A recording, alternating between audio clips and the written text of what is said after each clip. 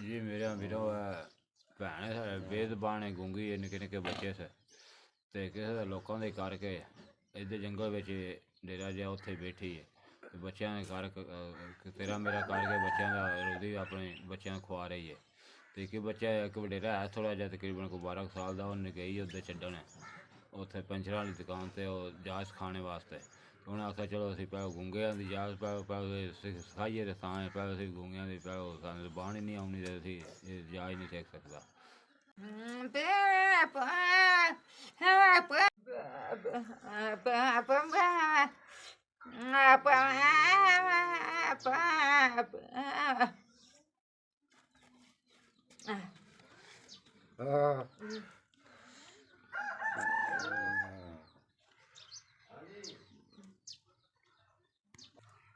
जी थोड़ा भला वे जिन्हें 10,000 रुपया तीजा चौथा महीना टोर दो पै